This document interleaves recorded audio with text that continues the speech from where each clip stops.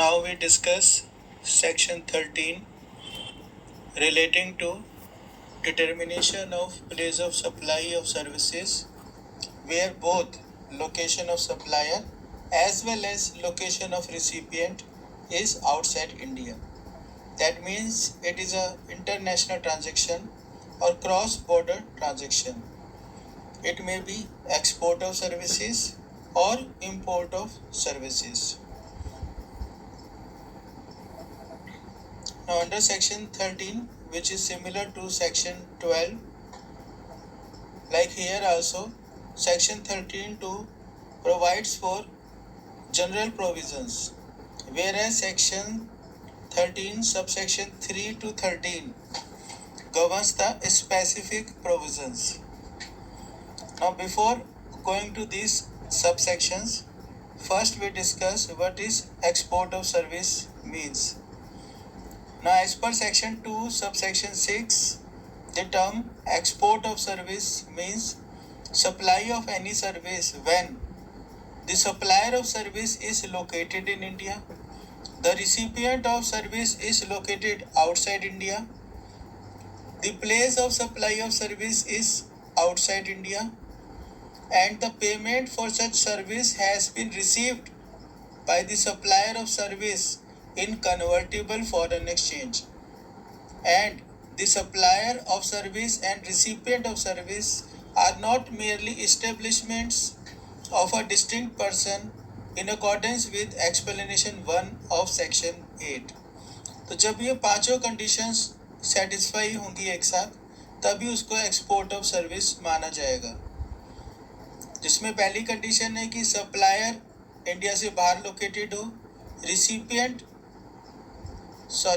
Supplier India में located हो, recipient India से बाहर लोकेटेड हो, प्लेस ऑफ सप्लाई इंडिया से बाहर हो, पेमेंट जो है सर्विसेज के लिए वो सप्लायर ने कन्वर्टिबल फॉरेन एक्सचेंज में रिसीव की हो, और जो सप्लायर ऑफ सर्विस है और रिसिपिएंट ऑफ सर्विस है वो ऐसा ना हो कि एक ही डिस्टिंक्ट पर्सन की दो डिफरेंट एस्टेब्लिशमेंट्स हों. डिस्टिंक्ट पर्सन आपको पता ही है कि जब एक ही पर्सन दो अलग अलग जगह पर रजिस्टर्ड होता है तो उसे हम डिस्टिंक्ट पर्सन कहते हैं. अब सेक्शन 2 सबसेक्शन 11 में डिफाइन किया गया what is import of service. Import of service means supply of any service where the supplier of service is located outside India, the recipient of service is located in India, and place of supply of service is in India. तो यहाँ पर import माना जाएगा जब supplier India से बाहर हो, recipient India के अंदर हो, और प्लेस ऑफ सर्विस भी इंडिया के अंदर हो. अब हम आगे चलते हैं, जनरल प्रोविजन समझते हैं सेक्शन 13 सब सेक्शन 2 में.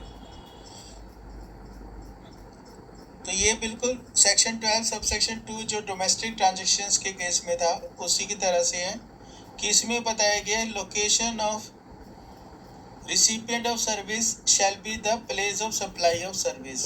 ऐसे 12(2) में भी था location of recipient shell be the place of supply of service, और इस केस में लोकेशन ऑफ रिसिपिएंट इंडिया में है तो प्लेस ऑफ सप्लाई भी इंडिया में माना जाएगा.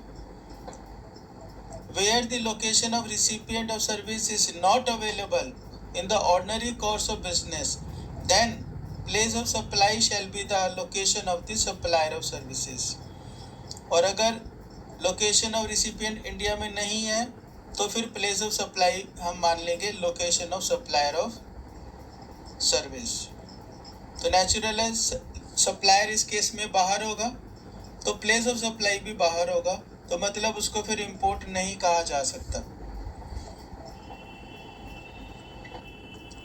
अब हम आगे चलते हैं, स्पेसिफिक प्रोविजंस करते हैं सेक्शन 13 सब सेक्शन 3 से लेकर सेक्शन 13 सब सेक्शन 13 तक. तो सेक्शन 13 सब सेक्शन 3 हम सबसे पहले करते हैं. इसमें बताया गया परफॉर्मेंस बेस्ड सर्विसेज के बारे में कि जो सर्विसेज परफॉर्मेंस बेस्ड हैं उसमें प्लेस ऑफ सप्लाई कैसे डिटरमिन करेंगे. तो इसमें different type of services specify की गई हैं और उनके अकॉर्डिंगली प्लेस ऑफ सप्लाई बताया गया।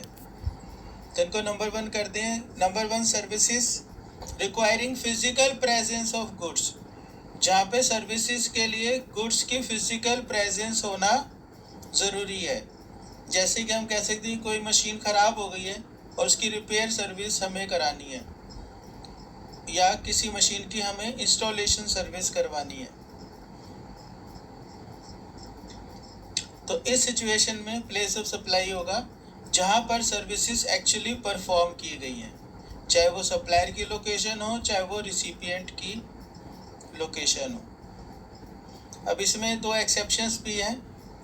पहली एक्सेप्शन है services supplied in respect of goods which are temporarily imported into India for repairs or for any other treatment or process and are exported after such repairs or treatment or process without being put to any use in India other than that which is required for such repairs or treatment or process। तो इस situation में जब goods को temporary तौर पे India में import किया गया रिपेयर के लिए, तो उस केस में place of supply of service होगी location of recipient, location of recipient. और अगर लोकेशन ऑफ रिसिपिएंट अवेलेबल नहीं है तो फिर प्लेस ऑफ सप्लाई होगी लोकेशन ऑफ सप्लायर। और दूसरी एक्सेप्शन है इसमें services supplied in respect of goods that are provided from a remote location by electronic means, कि सर्विसेज किन्हीं गुड्स के रिस्पेक्ट में सप्लाई की जा रही है जो सर्विसेज एक रिमोट लोकेशन से इलेक्ट्रॉनिकली सर्विसेज प्रोवाइड की जा रही हैं। तो इस केस में प्लेस ऑफ सप्लाई होगा location where goods are situated at the time of supply of services. तो अगर गुड्स इंडिया में सिचुएटेड है तो इंडिया में लोकेशन जो है उसे मानेंगे प्लेस ऑफ सप्लाई, और अगर वो गुड्स इंडिया से बाहर सिचुएटेड है और उसके संबंध में कोई सर्विसेज दी जा रही है तो फिर प्लेस ऑफ सप्लाई इंडिया से बाहर मानेंगे। जिसके बाद है सर्विसेज सप्लाइड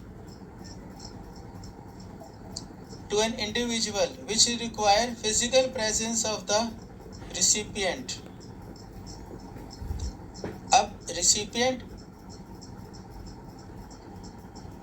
की फिजिकल प्रेजेंस जरूरी है कोई भी सर्विसेज प्रोवाइड करने के लिए। जैसे कि ट्रेनिंग अगर देनी है किसी को और उसकी फिजिकल प्रेजेंस जरूरी है, तब उस केस में प्लेस ऑफ सप्लाई क्या होगा location where services is actually performed. तो जहाँ पे सर्विस दी गई है वो लोकेशन मानी जाएगी प्लेस ऑफ सप्लाई। इसी तरीके से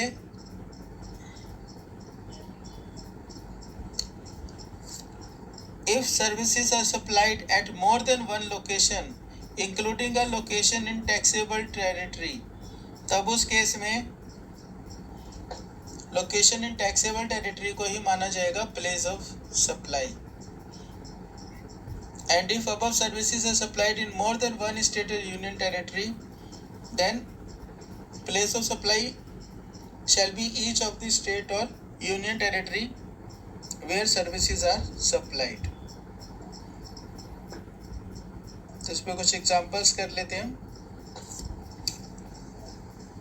Mr. Z wants to install machinery in Faridabad, which is imported from Japan. Engineers from Japan have come to India for the purpose of installation of machinery. Here the services are such which require physical presence of the engineer. Therefore, place of supply will be the place where machinery is installed, that is Faridabad. तो यहाँ पर हम सिर्फ place of supply पर concentrate कर रहे हैं। दूसरा एग्जांपल है A of USA sends its machine to India for repairs She repaired the machine and without any use in India, exported it back to USA. The place of supply will be the location of A, that is USA. If the location of A was not known, then it would be the location of supplier C. I hope this is clear.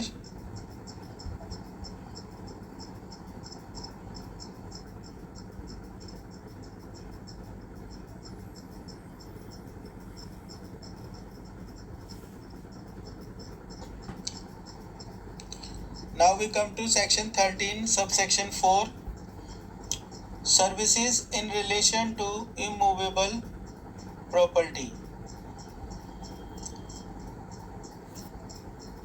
अब services supplied directly in relation to an immovable property like services of experts and estate agents, accommodation by a hotel in guest house club or campsite, grant or right to use immovable property, construction and related services, services of architects or interior decorators.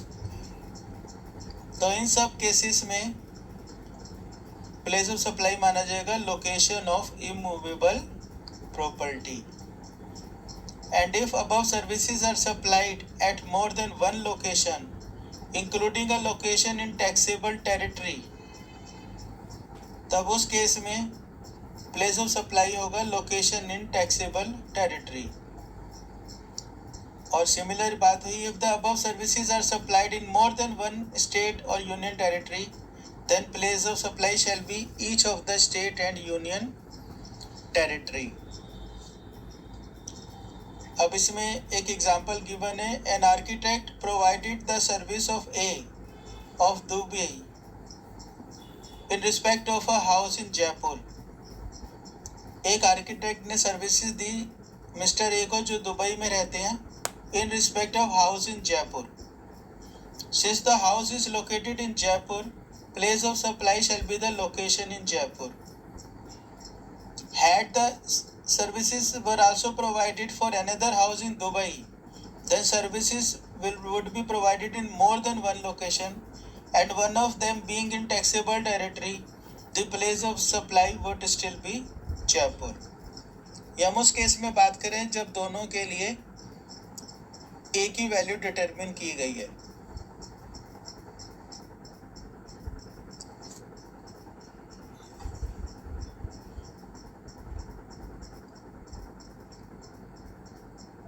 Then we come to section 13, subsection 5.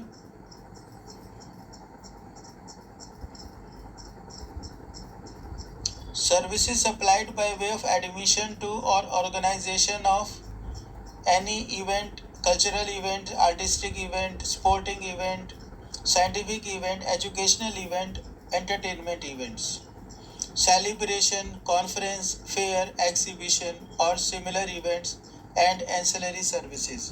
इन सब services में place of supply माना जाएगा place where event is actually held. तो अगर आप ध्यान करेंगे तो जो पिछला सेक्शन था 13.4 relating to services in relation to immovable property, तो अगर डोमेस्टिक ट्रांजैक्शन है तो भी place of supply location of property था. और यहाँ इस केस में जो एक्सपोर्ट या इंपोर्ट के केस में भी जब एक सप्लायर या रिसिपिएंट इंडिया से बाहर है तो भी ये सेम चीज़ है लोकेशन ऑफ प्रॉपर्टी. और सिमिलरली यहाँ पर भी प्लेस जहाँ पे इवेंट होल्ड किया गया है वही माना जाएगा place of supply.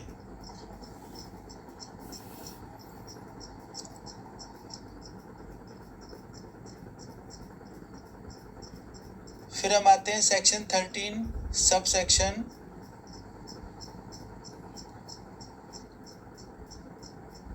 Section 13 sub section 8 के ऊपर banking and financial services, intermediary services and hiring of means of transport. तो इसमें 3 तरह की सर्विसेज स्पेसिफाई की गई हैं.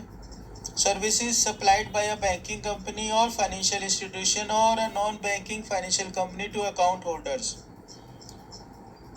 तो यहाँ पर ये ध्यान रखना इनमें से सप्लायर और रिसिपिएंट में से एक इंडिया में और एक इंडिया के बाहर है. तो यहाँ पर प्लेस ऑफ सप्लाई माना जाएगा location of supplier of services, मतलब जहाँ पर वो बैंक है या फाइनेंशियल इंस्टीट्यूशन है या फिर नॉन बैंकिंग फाइनेंशियल कंपनी है। इंटरमीडिएटरी सर्विसेज में भी सेम प्रोविजन है। Then services consisting of hiring of means of transport including yards but excluding aircrafts and vessels up to a period of 1 month।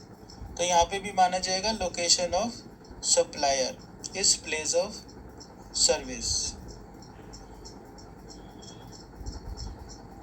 इसमें एक example given है कि X Russian resident uses his international debit card to withdraw money from A ATM of a bank in Vrindavan UP while his visit to India. The place of supply will be Vrindavan.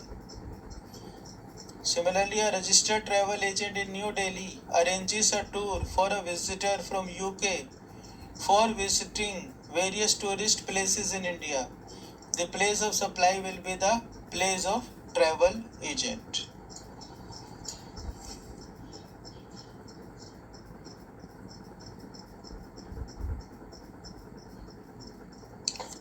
Then we come to section 13, subsection 9, 10 and 11. Transportation of goods other than by way of mail or courier. इस case में place of supply होगा destination place of such goods. Passenger transport services के case में place of supply होगा place where the passenger embarks on the conveyance for a continuous journey. Then third is services provided on board a conveyance during passenger transportation, including services intended to be wholly or substantially consumed while on board. Then place of supply is first scheduled point of departure of that conveyance for the journey.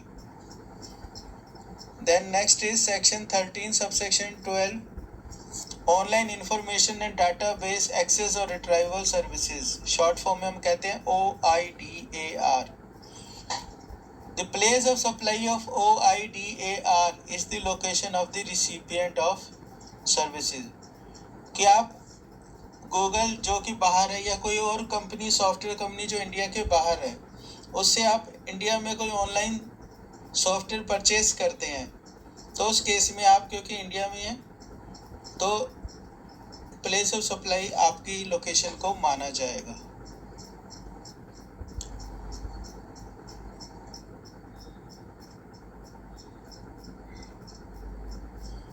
अब कई बार क्या होता है कि ये मुश्किल हो जाता है डिटरमिन करना कि रिसिपिएंट की लोकेशन कहाँ है,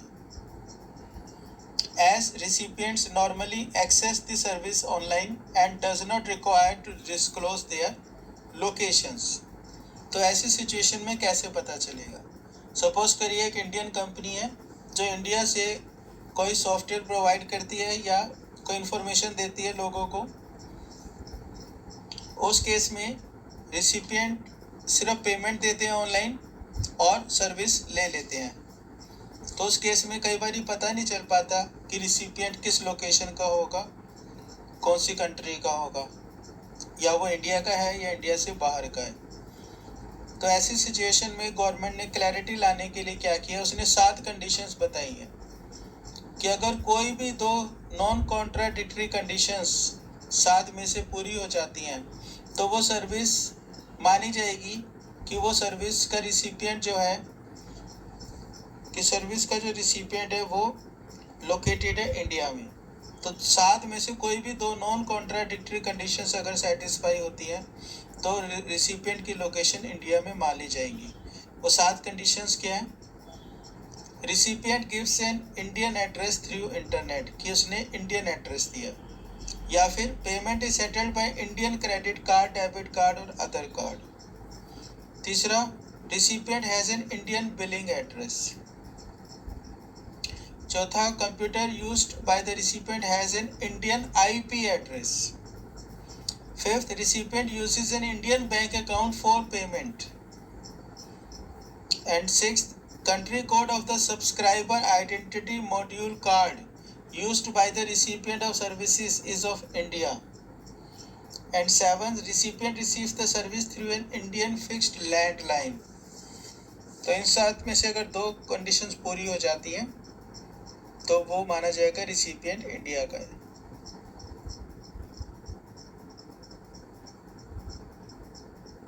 इसमें examples of OIDR includes online advertising, for example Google, e books, online data information, for example LinkedIn, online gaming, Zappuk.com, online supply of digital content like YouTube. तो इन सब में प्लेस ऑफ सप्लाई क्या होगा? जो आपकी रिसिपिएंट की location है वो होगा प्लेस ऑफ सप्लाई। अब हम आगे चलते हैं। Section 13, sub section 13 last sub section है इस सेक्शन 13 का, जिसमें गवर्नमेंट को पावर दी गई है कि वो और भी नोटिफाइड कर सकती है सर्विसेज को, जिसके लिए प्लेस ऑफ सप्लाई क्या होगा वो कैसे निकाला जाएगा।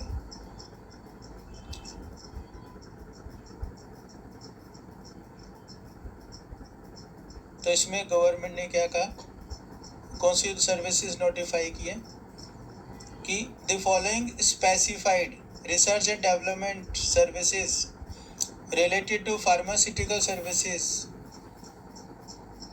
supplied by a person located in taxable territory to a person located in non-taxable territory, मतलब एक्सपोर्ट की तरह हो रहा है।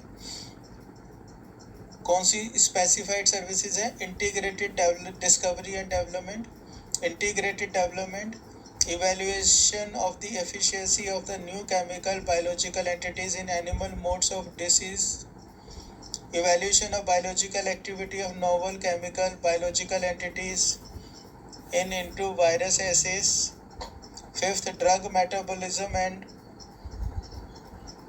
pharmacokinetics of new chemical entities, 6th safety assessment and toxicology, 7th stability studies, 8th bioequivalence and bioavailability of studies, 9th clinical trials and 10th bioanalytical studies।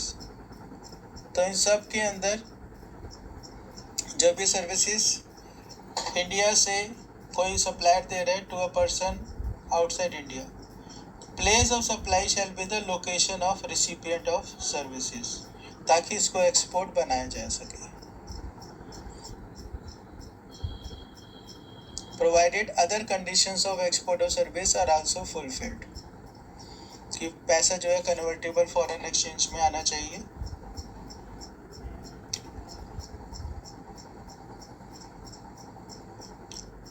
तो इन सब services को export of services माना जाएगा। इसी तरह से उसने आगे कहा, following specified services of B2B maintenance, repair and overhaul services of aircraft और aircraft engines, components, parts supplied to a person for use. तो यहाँ पे कौन सी सर्विसेज बताई गई है? Supply of maintenance, repair, overall service in respect of aircraft engines and other aircraft components or parts supplied to a person for use in the course or furtherance of business। तो इस case में place of supply होगा location of recipient of service.